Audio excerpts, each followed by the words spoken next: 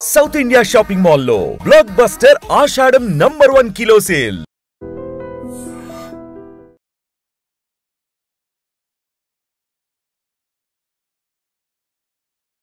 నమస్తే, welcome to I dream inside politics with Kavitha.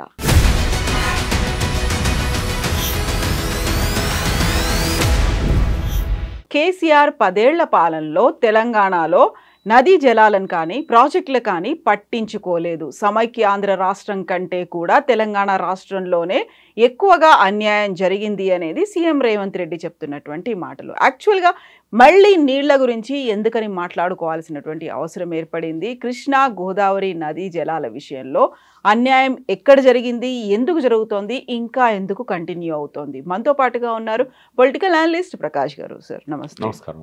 So మనకు ప్రతిసారి నీళ్లు, నిధులు, నియామకాలు అనుకున్నప్పుడల్లా నిధుల గురించి, నీళ్ల గురించి మాట్లాడుకుంటున్నప్పుడు కృష్ణా గోదావరి నదీ జలాలు అక్కడ అన్యాయం జరిగింది అనే మాట మనం ముందు నుంచి వింటూ వస్తున్నాము. 10 ఏళ్ల తెలంగాణలో కూడా అన్యాయమే జరిగింది అనే మాట.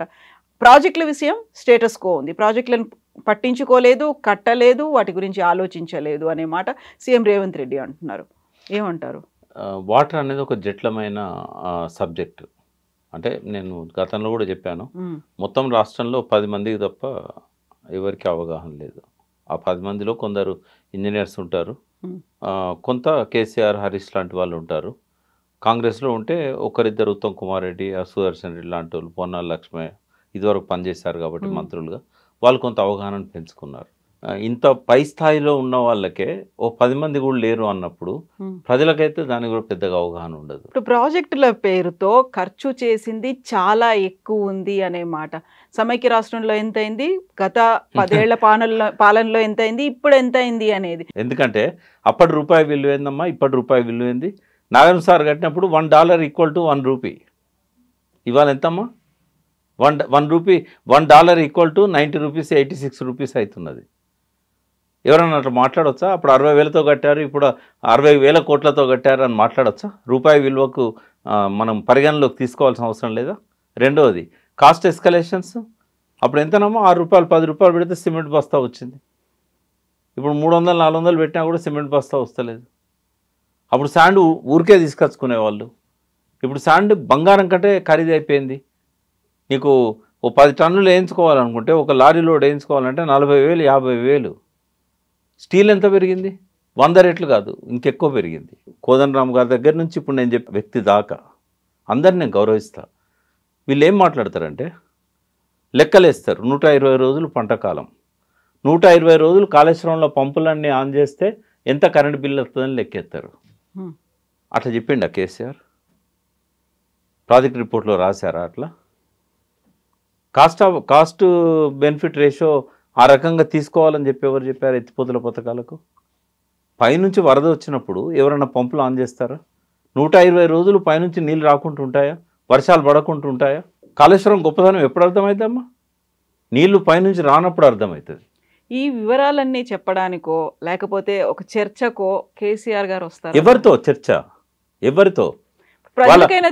వాళ్ళ అటెండర్తో చర్చించడానికైనా కేసీఆర్ వెనుకపోడు.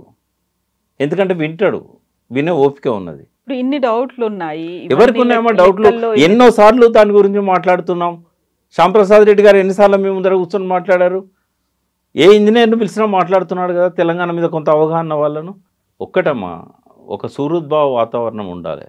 ఏజ్ ఆల్వేస్ కౌంట్స్ కదా. నువ్వు అంటుంటావు తెలంగాణ తెచ్చిండు, ఆ విషయంలో ఆయన చాలా కష్టపడ్డాడు అని రేవంత్ రెడ్డి బైట్స్ మీకు దొరుకుతాయి. రెండవది, వయసులో పెద్ద, ముఖ్యమంత్రిగా 9.5 ఏళ్ళు పనిచేసిండు, అన్ని విషయాల్లో నీకు సీనియరే. నువ్వు కార్యకర్తగా ఉన్నప్పుడు నీ పార్టీకి అధ్యక్షుడు ఆయన. గౌరవంగా మాట్లాడచ్చు కదా. చూద్దాం ఫర్దర్గా ఏమవుతుంది. మళ్ళీ ఇది ఎలాంటి ఎక్స్టెన్షన్స్కి వెళ్తుంది?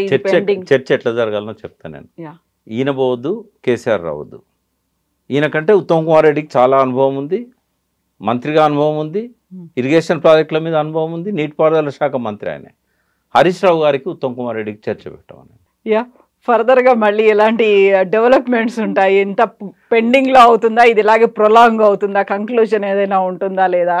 ఆన్సర్ వస్తుందా లేదా? వి నీడ్ టు వెయిట్, అంతే కదా. ఇంకా థ్యాంక్ యూ. నిజంగా ప్రస్తుతం ఉన్నటువంటి సమాజం దేనికి ప్రయారిటీ ఇస్తుంది?